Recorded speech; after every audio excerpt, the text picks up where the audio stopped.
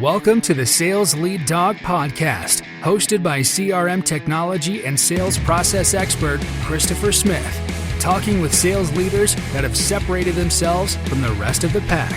Listen to find out how the best of the best achieve success with their team and CRM technology. And remember, unless you are the lead dog, the view never changes. Welcome to Sales Lead Dog. Today on Sales Lead Dog, I have joining me Trevor Breininger of the Digital Branch. Trevor, welcome to Sales Lead Dog. Thank you. So Trevor, tell me a little bit about the Digital Branch. So the Digital Branch is a relatively new company that I started not too long ago. And the reason I started this organization is because I've been in sales my entire career. And originally I started in the staffing industry, and I created a really successful practice over about 10 years in the staffing industry. And as any salesperson, as you start to grow in your career, I noticed that the processes and the overall sales tactics I was using was really successful, but I started to get sick of working for other people. And I knew I had a great opportunity. I was having a great opportunity learning in the staffing industry. And the great thing about the staffing industry is it's such a large and it's such an old industry, and there's lots of competition in it. So I figured, hey, if I can sell in the staffing industry, I can now take the processes, the tactics, the approach to sales that I have, and help other people, help other businesses, help other organizations use our sales, use our business development tactics to generate new clients. That's awesome. Tell me a little bit about your journey through sales and this decision to go out on your own. How did that journey through sales prepare you for what you're doing today? For sure. I think the sales journey is always a really interesting way to look at it because everybody's experience is so different, mine included. When I first started in sales, I was the type of guy who I wasn't good at anything really. Like I pretty much knew, I didn't know what the product was. Like when I started, I thought staffing was a very complicated product. Hiring people for a position in another company, like how does that work? It sounds pretty simple to a lot of people, but to me, this was very complicated. But I had one advantage when it came to other people who are in a similar position as me is I didn't give up. I was the guy who would literally make 100 phone calls a day and literally just brick and mortar, nose to the grindstone, hit the phones every single day. And that is the foundation that my entire career outside of sales and in sales has been based upon. And it was really just getting on the phone and learning trial by combat out there, speaking to people and just finding out, getting a good pulse on what the customer needs were through cold calling. Yeah. Do you have any particular memories from there you can share with us that were maybe kind of linchpins, or those moments where you're like, the light bulb goes off and it really sets you off maybe on a little bit of a different trajectory? Yeah, I remember. So when I was always interested in sales. And so when I was in university, I interned specifically for sales positions. Oh, wow. And what happened was when I interned one year, I ended up calling into like an HR company. And it was the only sale that I made over a 2-month period doing an intern.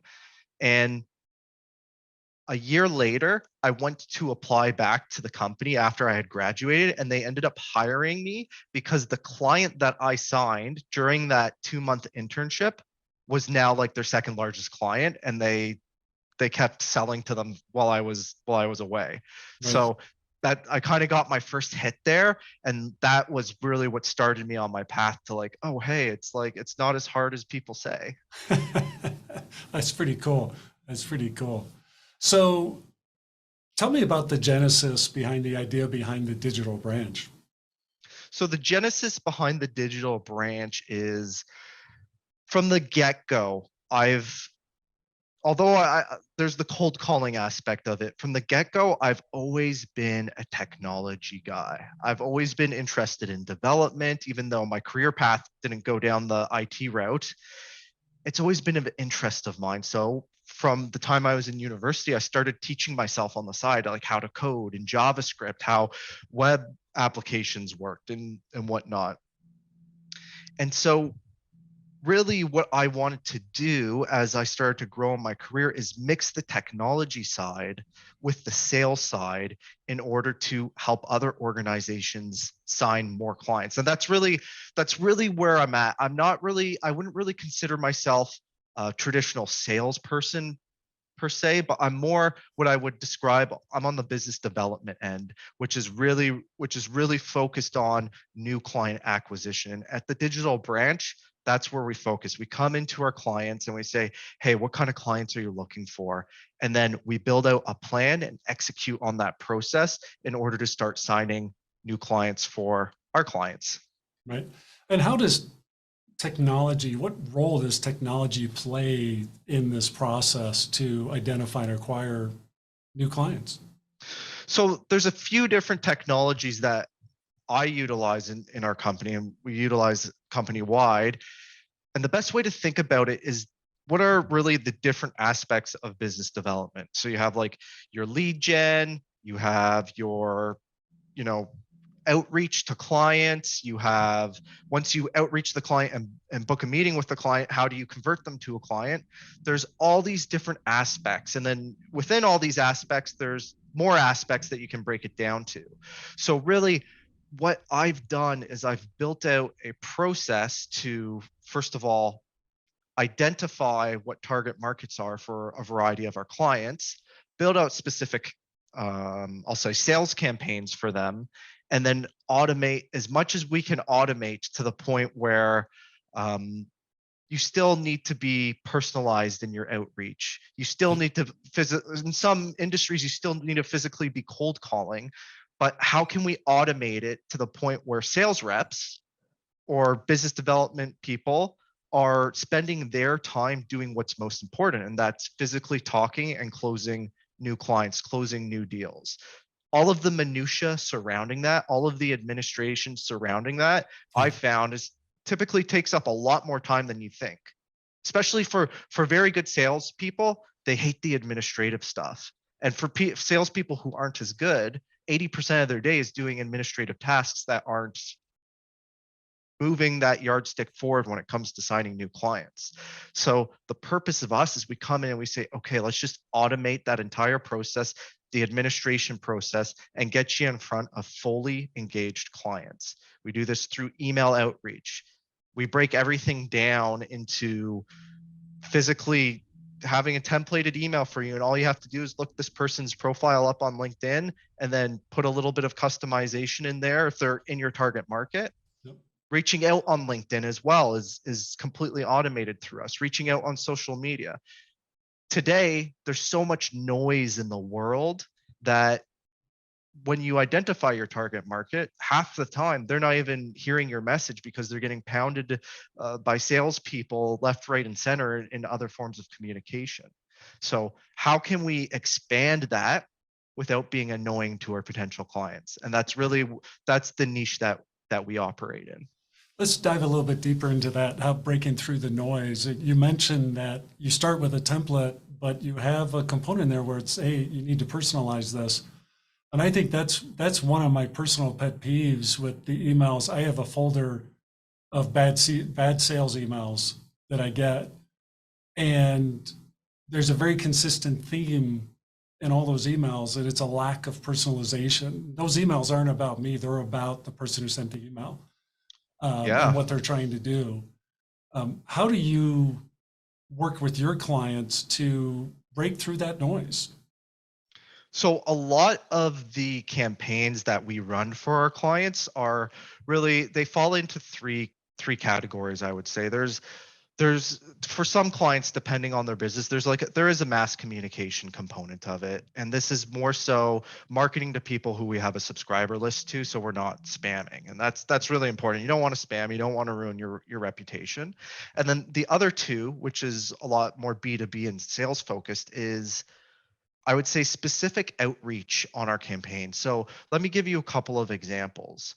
So one of our clients attends a variety of different trade shows in their industry that they go to every year. So that's the basis that we run their campaign on.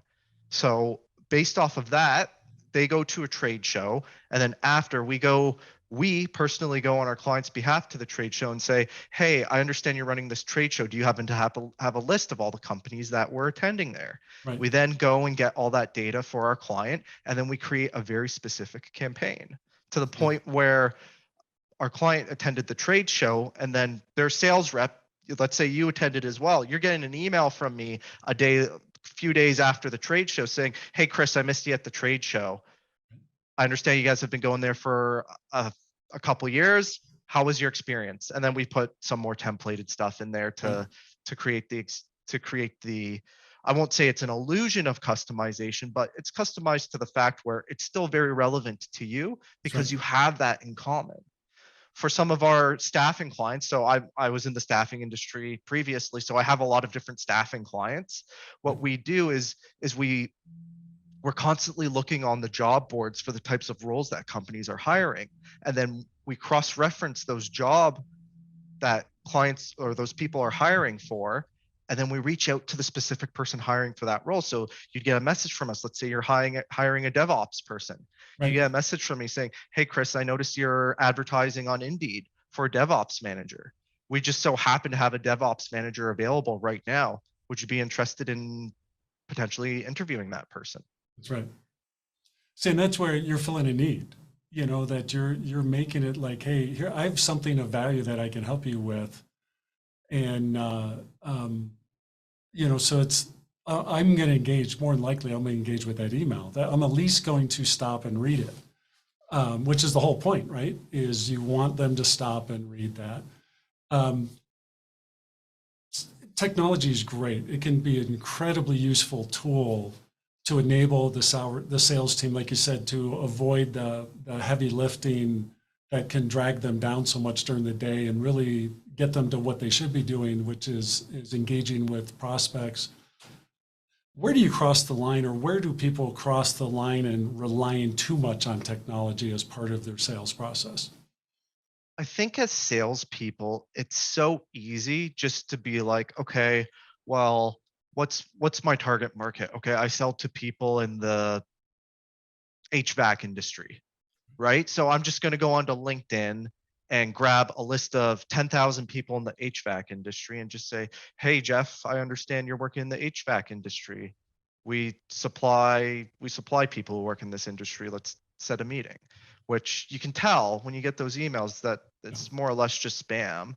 This person doesn't know anything about you.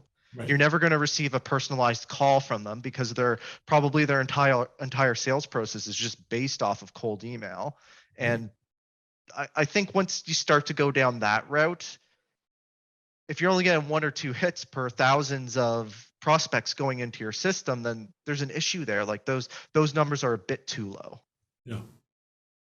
Do you prefer in your process to engage with a phone call first or email first when you're trying to develop a new prospect, someone who's never heard of you before? So I would say that varies industry to industry. So depending on the client, that phone call has a lot more weight than other phone calls. But generally speaking, the way that we typically look at that phone call component of it is by the time you receive a first email, we've done our research a little bit from us, or whether that's a LinkedIn message, first email, whatever, we don't actually end up calling unless you've had some sort of engagement with it. And this is where the technology piece comes back in. With the way that we've built out our email servers for our clients, like we have insight to everything. We know how long you've opened up an email. We know how many of our emails you've opened up in the last month and a half. So once you hit a certain percentage of engagement, it would then send a message to our BD team saying, hey, this person is 30% engaged. You might want to consider giving them a phone call. And we've noticed through that statistic right there, the actual cold call, our results are a lot better than it would be just saying, hey, I've got a list of 100 people here. I'm just gonna call the list and see what happens. Right. Yeah, because you only have so many hours in the day. And not everybody was like you when they're, where you're doing 100 phone calls, just powering through day after day. Right? Yeah, and that was great. Again, that was great 10 years ago, but the landscape has changed. It's just, especially with COVID, right? Right. Everybody went from working in an office to, like you and me today, we're remote, work from home. So when that happened, all of these online databases that everybody uses for prospecting, like your Zoom infos, everybody knows that exists out there, even our clients. The problem is those phone numbers were no longer valid. So what did everybody do? They turned to email. Right. And because everybody turned to email, the email service providers like your Googles, your Microsoft, your Amazons, they created email filters, and everybody's email started going to spam because the amount of email traffic over the last 2 years has gone up significantly. So for people utilizing only email during that time, the effectiveness of that strategy just completely, it wasn't as good as it was even a couple of years ago. Yeah. What about LinkedIn? LinkedIn, especially during the pandemic, to me, it seemed like a lot of companies were shifting their focus to LinkedIn and trying to engage with prospect over LinkedIn. What's your opinion or experience around engagement over LinkedIn? Yeah, and I'll say the same about LinkedIn as anything else. LinkedIn as a standalone, you get what you put into it, but once we put the cold calling component into it, and we have the cold email component into it, or even the warm email component, and LinkedIn, if we can connect all of these different platforms and add social media into it, and essentially link a prospect up on a single sequence across multiple platforms, which is what we do, then your overall success of actually getting a response out of that person is the same. And I've had great success on LinkedIn, and I do find that it on its own is effective already, but if we can tie it into the email, the social media, the phone call, and the LinkedIn part, then the overall effectiveness of it is great. Obviously, when I'm saying all these things, an overall prospect sequence lasts for us anywhere from 2 to 3 months. So it's not like you're receiving an email on day one, you're getting a LinkedIn request day 2. Right. Just like anybody, the time somebody's going to buy your product is going to vary from client to client. So we need to keep ourselves relevant for as long as we can, with, again, not annoying anybody and trying to be professional along the way. Right. And that's the part too that surprises me a bit when I talk with clients and their sales teams. There's still a lot of salespeople out there that, hey, I sent this person 3 emails, they never responded, I'm moving on. That lack of understanding that you do have to engage with people over an extended period of time before they're going to start to really respond in any meaningful way. Can you talk about that a bit more, and any advice you may have around for our listeners around that level of engagement, or the timeline of how long you need to go after these people? Yeah, so I'd say a typical salesperson will probably, if you set up like any sort of email sequence on a prospect, you'll put it out over a period of 2 weeks or something like that. We're finding the most success in extending this period out to 90 days. Like, you might have an initial period where you might reach out to them 2 or 3 times just to see if you can get their attention. Right. But that's, if you're doing that, you're relying on being in the right place at the right time. That's right. And you're not actually developing a potential relationship with your prospects. Yeah. And most business to business companies, in order for you to really close any sort of deal, you need to develop a relationship with people. That's what sales is. It's a people's business, just like staffing. So being present, respectfully present over 90 days you'll usually get a response within 90 days. And this is only like 7 or 8 messages within 90 days, you'll probably get a response. And at some point, on one of those last messages, they might even reach out and just say, you know what, this just isn't relevant to me. Right. And then, hey, at least and you can move on at that point. That's right. How, if I'm a sales leader and I'm like, hey, I know I've got to leverage technology, or maybe I'm not leveraging it enough, what are some of those first steps I should be doing to begin aligning our processes to take advantage of the tools that are out there? What are some of the things I should be doing? I think that like we've already discussed earlier in the day, when it comes to actual sales technology, there's a lot of information out there. There's a lot of different options out there, and it can be really, really confusing to know, okay, where do I want to spend my budget? Where do I want to spend my resources when it comes to utilizing and enabling my sales team with technology? So I think it's really, really important to focus on where you're already seeing success. A lot of our clients have a lot of success with email marketing specifically, or if you're having success with LinkedIn specifically, then it would be good to dedicate some more resources to what you're already being successful with. Or the other way to look at it as well is bringing other aspects into it and connecting everything like we do at the digital branch, and finding out the best way to connect everything for the most appropriate budget possible, because you don't need to be running to the bank or spending a lot on technology. Typically we're finding that per sales rep, typically we're with spend and everything like that, you can probably get away with a very, very good sales process with them for about $1,000 a month. Yeah. And this is across all technologies. This is like LinkedIn Sales Nav account, a proper emailing system, the CRM put into that, and then connecting all of the technology through automation. You can get by on a relatively lower budget per person and still make it work. But as we all know, true sales, you can never rely just on the technology. It's always going to come down to the salesperson in order for it to be successful. And that's in certain situations, that's where as a company we struggle from time to time, because we can go in and we can sell you on the process, but if the sales team doesn't have the hunger, or if the sales team isn't engaged enough to actually make good on connecting everything and making sure that at the end of the day you're still having the phone call with the customer and creating that relationship, then it's just not going to be successful. Right. And that's the part that I do see that with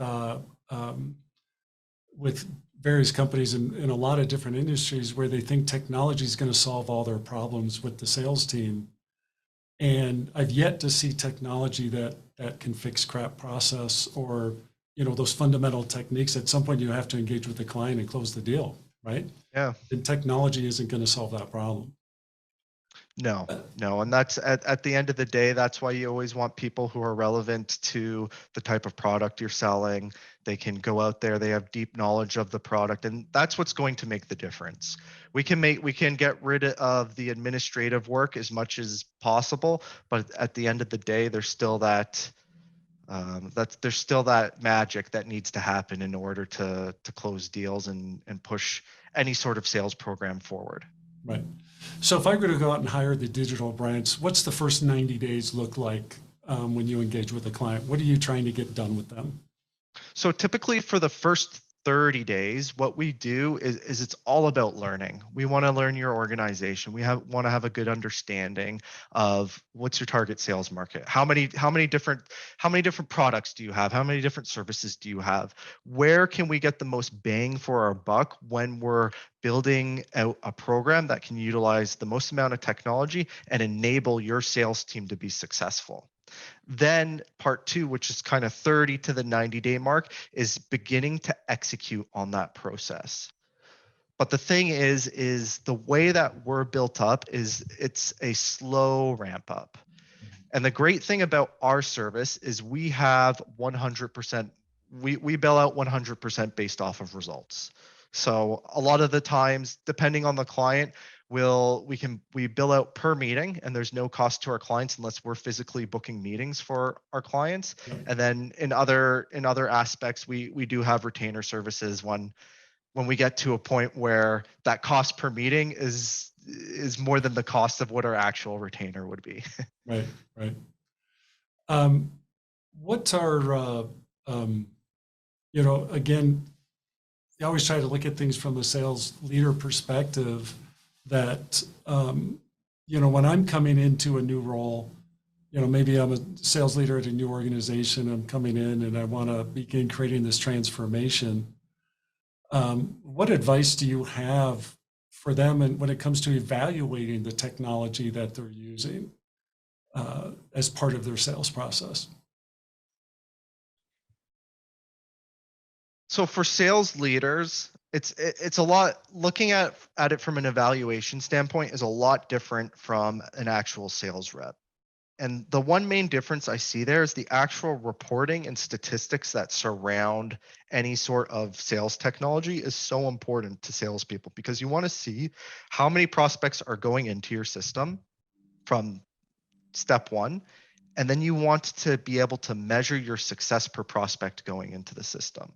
So being able to get a good gauge on your success ratios is going to be the very first thing I would do in any particular organization. Mm-hmm. And then I would say, secondly, compared to that, what I would personally do is I'd go in and I'd start talking to a lot of the clients that we've signed in the last 2 years. And I'd find out, how did we actually sign these clients? What methods did we use to sign these clients? And how did we engage them? Once we engaged them, how did we get it to the contract phase? Once we got to the contract phase, how did we end up actually closing the client? Did we put a proof of concept in? Just going through, speaking to our current clients and working my way backwards would be step one. And then once I had a good understanding, a good sample size of all the clients that we've worked with, I would then start to build the technology around that. Because like I said, some clients are very successful with email, some clients are very successful with LinkedIn, some it's a phone world out there for them. And being able to identify which has the most weight is where the investment should really matter for sales leaders. Right. I love that approach because, it's funny, we're a technology company, we implement CRM. And one of my frustrations is when we're engaging with someone, when they're like, hey, we need CRM, what I frequently find is they're starting with the technology decision first without having that clear understanding of really what their needs are based upon what they're trying to get done with their clients or who they're targeting, or whatever is related to their processes and what they're trying to get done, their data. There's so many factors that layer into this.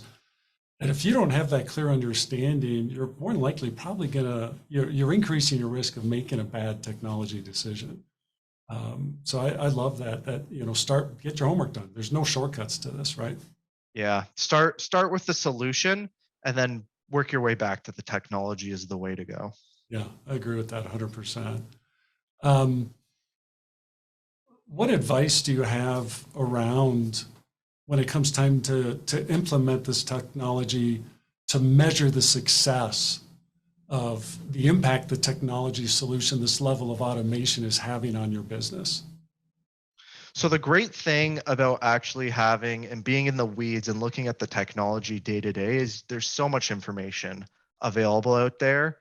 But what's actually the relevant information? Like when it comes to sales, we know how many dials we're doing and how many answers we're getting. How many of those phone calls are we switching to meetings? On the email, we have our open rates, we have our response rates, we have our click-through rates. On LinkedIn, we have the exact same thing. How many people are opening our emails? How many people are accepting the connection requests? But really, the only important thing at the end of the day is actually, are there new clients coming in the door? So, and the way I like to think about this, is the staffing industry, and it's such an old way of looking at it. But I've found if I take this type of model and take it into other industries, it typically has a pretty good, it translates well. Mm-hmm. And that is in the staffing industry per se, we look at it in terms of how many clients do we have, first of all. And in the staffing industry, when a client gives us a job, we call it a job order, right? So how many job orders do we have? I can tell you for a certain fact, we have a 30% chance of closing every single job order that comes in the door. So I know from my perspective, in a sales perspective, if I'm bringing in about 4 job orders a month, I'm going to get a placement a month. So for a typical salesperson, we now know, okay, for them to be for them to be a good salesperson in the staffing industry, we typically want them closing about 3 deals per month. So that then equals 12 job orders. Okay. And then now breaking it down more from that, we know that, okay, in order to get 12 job orders, we need 5 clients. And then just breaking it down from there, that those 5 clients, we can essentially just work our way backwards to say, okay, well, this means we need to have 10 agreements out. In order for us to get 10 agreements out, we need to be making 100 phone calls, sending 1,000 emails, and then just working it back from there, and to the point where from the day-to-day perspective of the actual salesperson, they know that, okay, well, if I'm prospecting 80 people a day and engaging those 80 people, then I'm going to be getting my 3 deals a month. Yeah. It's like an episode of Shark Tank. You have to know your numbers, right? To be successful, you got to know your numbers. For sure. And when I go in and I start speaking to any sales leader from the digital branch's perspective, that's always where we start, is do you know how many phone calls you need in order to book X amount of meetings, which equals X amount of agreements out, which equals X amount of closed deals. Yeah. Let's shift our focus a little bit to when you're those early days when you're engaging with a client. Do you engage with them around their level of understanding of who their ideal customer is? What's that profile of who they should be targeting? Yeah. And I do find that speaking to a lot of companies, everybody knows their ideal customer profile very, very well. The one thing that really has helped us be successful is taking unique approaches to actually engaging that ideal customer. Can you talk about that a little bit more? Yeah. About that unique approach? Yeah. So a lot of the time we take what's worked in a lot of other industries and introduce it to an industry that may not be as necessarily familiar with it. Like earlier in the podcast, I mentioned about how we did the example of going to the trade shows and engaging people at those trade shows. So that's a really good way of going into the process. Right. The other trigger that we've set up for as an example is on LinkedIn. LinkedIn can be a great tool even outside of the actual outreach component of it. Right. One of our clients works with, what they do is they sell specific technology to sales managers, but they know that that it works best on new sales managers going into roles. So what we can do as a result of that is we can utilize LinkedIn to actually do our prospecting. Right. And we can see new sales managers coming into roles in the last 3 months in a specific industry, for example. Right. So we can pull those people from LinkedIn and create an entire campaign, which makes the customization part of the actual outreach a lot easier for us. Yeah, no, I love that. It's knowing what are those trigger events that we talk about this all the time with our clients when we're setting up CRM, is trying to understand that usually for someone to make a buying decision, there usually has to be some kind of external pressure or event that's making them say, hey, I need this. And so it's understanding what is that event? How can I get data around that? How can I get that in my CRM to then funnel the engine or to fuel the engine, right? For sure. And it's those special triggers which really makes the difference. Because like I mentioned before, a lot of salespeople will just go in and, search for the tags, industry, and whatever type of other tags that they can use. But it's really combining these with other triggers and then finding the balance between customization and actually getting some volume around that, which is really makes people successful in modern day. Yeah. It's not easy. It takes a lot of work. We may sound like it's super easy to do this stuff. Sometimes it can be very, very hard, but it's worth the effort, right? For sure. And again, at the end of the day, if you're putting in the time and you've got a good knowledge base around you, you'll be successful. Yeah, awesome. I think that's a good spot for us to close out, Trevor. I really appreciate you coming on Sales Lead Dog. If people want to reach out and connect with you, Trevor, and learn more about the digital branch, what's the best way to do that? The best way would be through email, which is trevor@thedigitalbranch, or you can also connect with me on LinkedIn. Awesome. And we'll have all that information in our show notes. To get those show notes, hit us up on impellercrm.com/sales lead dog to get this episode, as well as all our other episodes of Sales Lead Dog. Trevor, thank you for coming on, and welcome to the pack. Thanks. Glad to be here, Chris. As we end this discussion on Sales Lead Dog, be sure to subscribe to catch all our episodes. On social media, follow us on LinkedIn, Facebook, and Instagram. Watch the videos on YouTube, and you can also find our episodes on our website at impellercrm.com/Sales Lead Dog. Sales Lead Dog is supported by Impeller CRM, delivering objectively better CRM for business, guaranteed.